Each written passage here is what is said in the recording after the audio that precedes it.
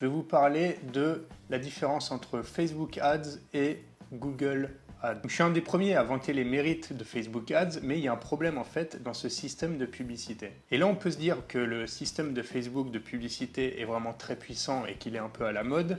Il est au final pas aussi performant que peut être Google. Ce qu'il faut savoir, c'est l'essence même, la base de ces deux systèmes de publicité. Facebook Ads, il va cibler les personnes selon leurs critères pour leur présenter du contenu. Et du coup, ça s'assimile beaucoup à la publicité sur la télévision parce qu'on est devant un média et qu'on regarde du contenu et que là, on va nous proposer une publicité. C'est-à-dire qu'on ne la cherche pas, c'est juste qu'elle s'affiche devant nous.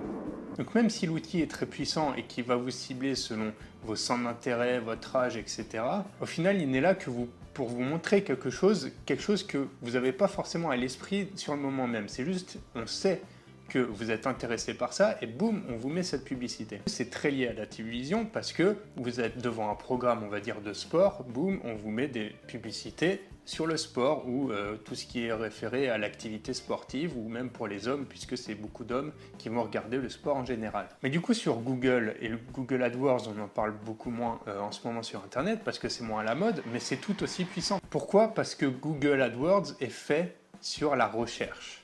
C'est-à-dire que quelqu'un qui veut quelque chose, il recherche quelque chose, il est en mode actif en fait. Donc, par exemple, si on veut acheter un ordinateur, on va chercher sur Google ordinateur pas cher ou quelque chose comme ça. Si on veut un ordinateur spécifique, je veux dire un Mac, Mac pas cher, etc. On a la publicité par rapport à des sites internet donc qui vont proposer des Mac pas chers, des revendeurs Fnac, etc. Amazon, parce qu'ils savent qu'on recherche un Mac. C'est-à-dire qu'on a déjà dans l'esprit d'acheter quelque chose et boum, on nous met la publicité dessus.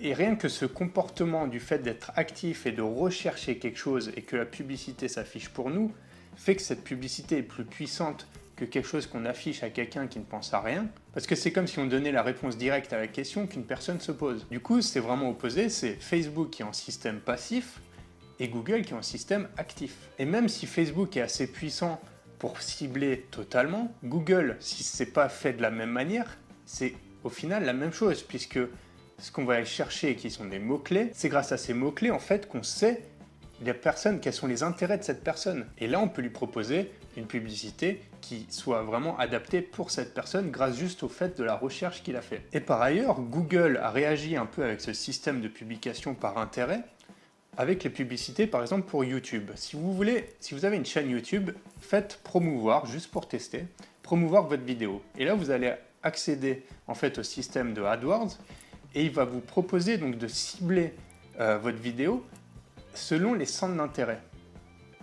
C'est-à-dire du coup qu'ils couplent leurs deux critères, c'est-à-dire la recherche et le centre d'intérêt. Et c'est là que Google fait fort et qu'ils sont toujours en mode très compétitif avec Facebook, avec leur système de publicité, c'est-à-dire qu'ils ont su adapter, ils ont vu cette nouvelle mode de publicité et ils l'ont adapté pour eux. Pour l'instant, c'est sur YouTube, mais ça va très rapidement arriver aussi pour les sites internet. Le fait est qu'avec YouTube, ils peuvent avoir ces métriques, c'est-à-dire donc ces intérêts, ces centres d'intérêt qu'on a quand on regarde des vidéos, parce que les vidéos qu'on regarde, il y a une sorte de tracking qui est fait selon la catégorie de la vidéo, grâce aux catégories qui sont faites, qui sont ajoutées quand on upload une vidéo, que ce soit éducation, sport, etc.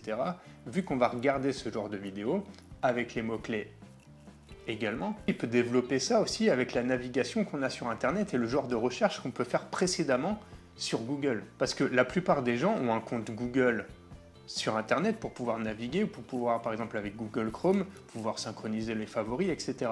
Du coup, Google peut très bien utiliser toutes ces métriques, c'est-à-dire savoir notre historique de navigation pour savoir quels sont nos intérêts et ensuite pouvoir proposer ce système de publicité qui soit comme Facebook, mais qui soit plus puissant puisque il va recibler, il va reproposer un système de publicité avec ses intérêts. Et c'est là que Facebook peut également réagir, vu qu'il s'adapte avec Google. Il y a un système de recherche qui est fait et qui se développe aux États-Unis, c'est déjà présent.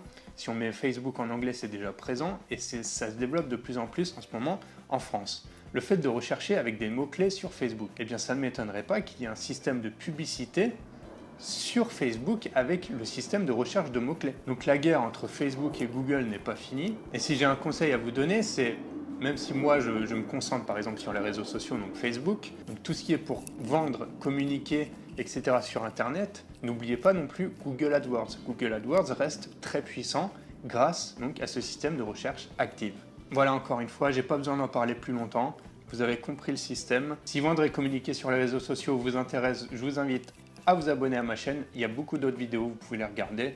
Tout ça librement. Et pour rappel, notre projet, c'est-à-dire vous avec moi, c'est d'arriver à pouvoir vendre efficacement, communiquer efficacement sur Internet, grâce notamment aux réseaux sociaux.